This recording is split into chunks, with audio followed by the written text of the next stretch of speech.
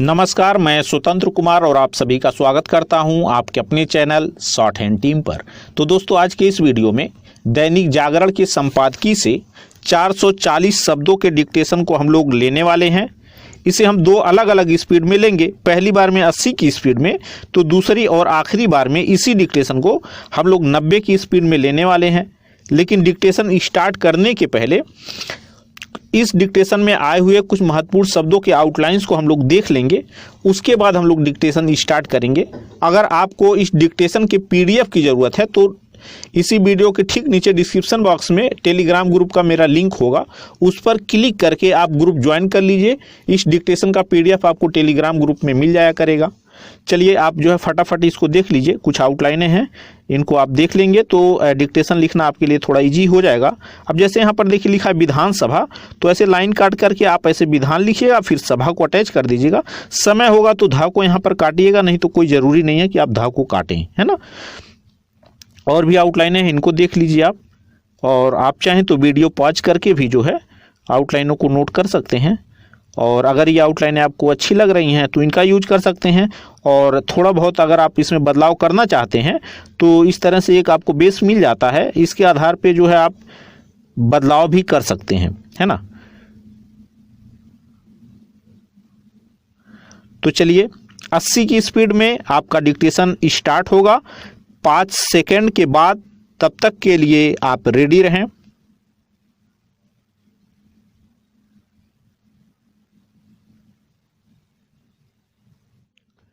Start. विधानसभा चुनाव वाले राज्यों में दल बदल का सिलसिला कायम हो जाने पर हैरानी नहीं।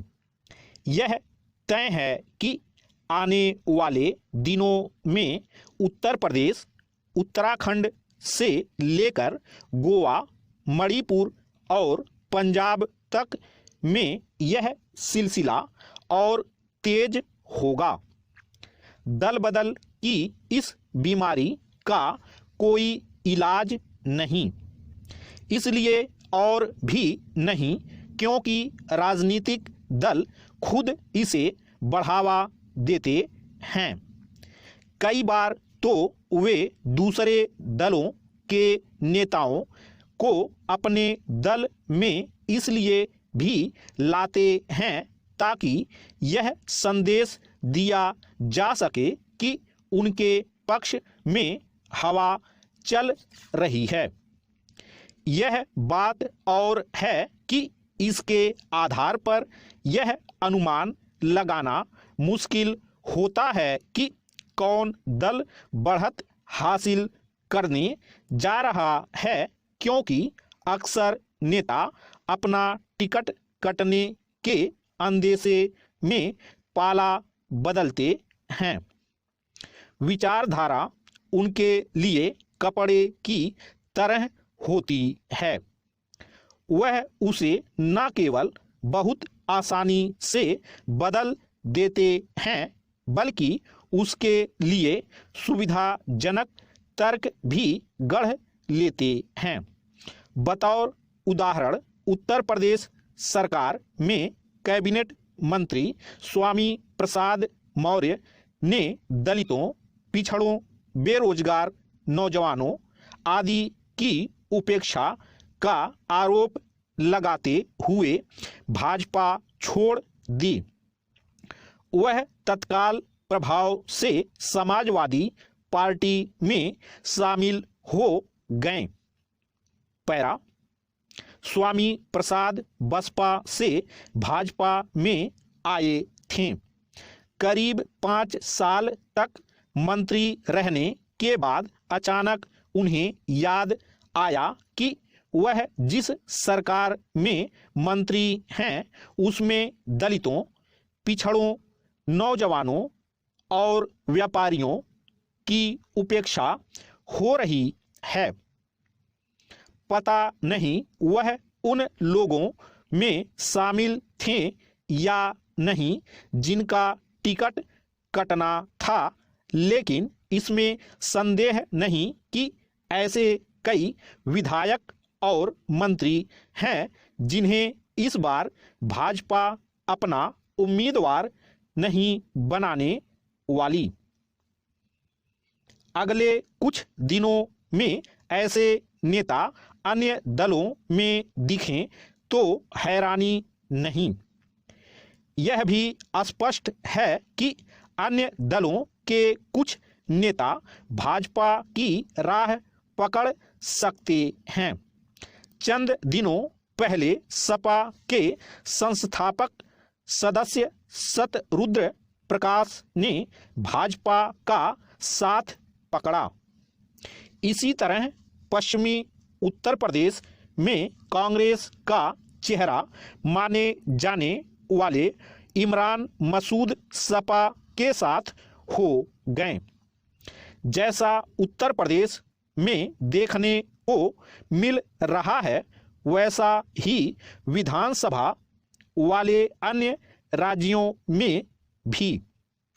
पंजाब, गोवा और उत्तराखंड में कई नेता इधर उधर होने शुरू हो गए हैं।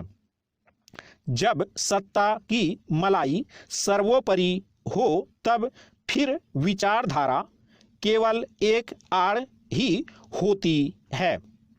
नेता यह आड़ लेने में इसलिए समर्थ हो जाते हैं क्योंकि जाति मजहब में बंटा मतदाता भी दल बदलुओं को पुरस्कृत करता है। इसी कारण दल बदलू मंत्री ऐसे थोथे आरोप के साथ सामने आते हैं कि उनके लोगों की उपेक्षा हो रही थी। साफ है कि ऐसे नेता मंत्री होकर भी जाति बिरादरी की राजनीति से ऊपर नहीं उठ पाते और वे पूरे समाज के लिए काम करने के बजाय अपने लोगों के हित साधते हैं। स्टॉप। दोस्तों, इसी डिक्टेशन को दूसरी बार में हम लोग 90 की स्पीड में लेंगे और आपका समय स्टार्ट होगा 5 सेकंड के बाद। तब तक के लिए आप रेडी रहें।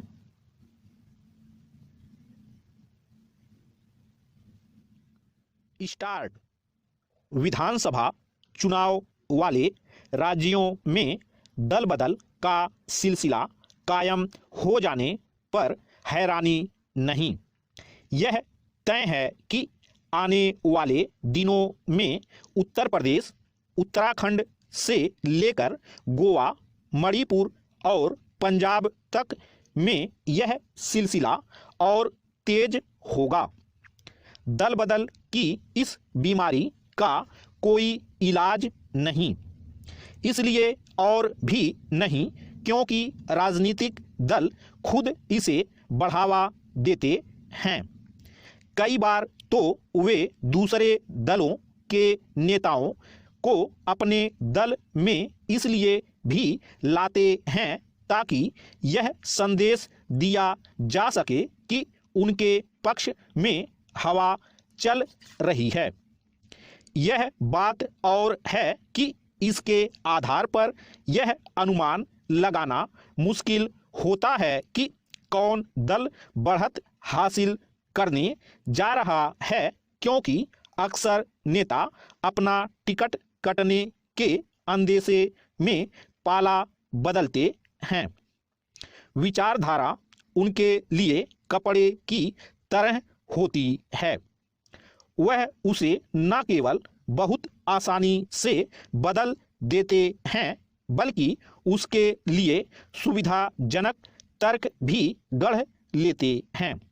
बतौर उदाहरण, उत्तर प्रदेश सरकार में कैबिनेट मंत्री स्वामी प्रसाद मौर्य ने दलितों, पिछड़ों, बेरोजगार नौजवानों आदि की उपेक्षा का आरोप लगाते हुए भाजपा छोड़ दी।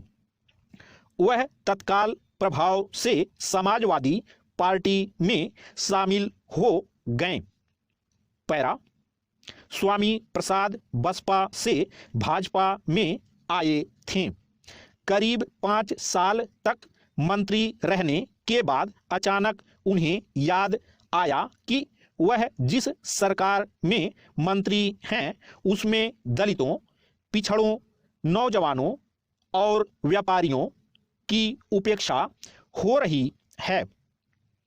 पता नहीं वह उन लोगों में शामिल थे या नहीं जिनका टिकट कटना था, लेकिन इसमें संदेह नहीं कि ऐसे कई विधायक और मंत्री हैं जिन्हें इस बार भाजपा अपना उम्मीदवार नहीं बनाने वाली।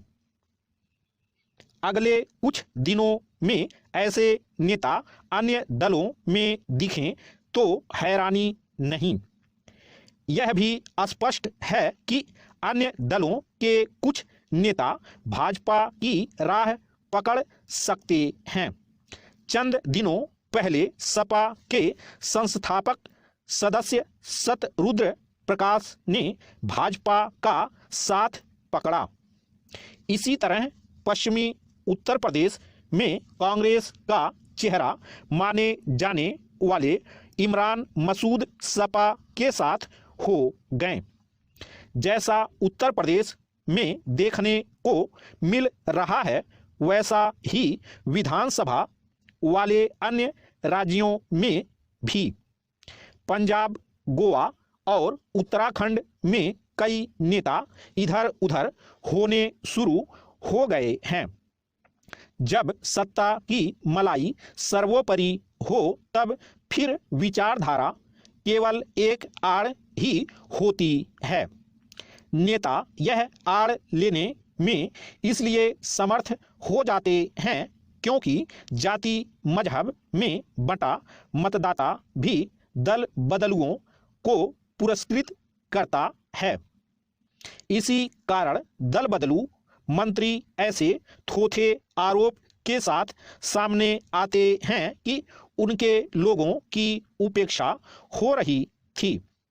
साफ है कि ऐसे नेता मंत्री होकर भी जाति बिरादरी की राजनीति से ऊपर नहीं उठ पाते और वे पूरे समाज के लिए काम करने के बजाय अपने लोगों के हित साधते हैं।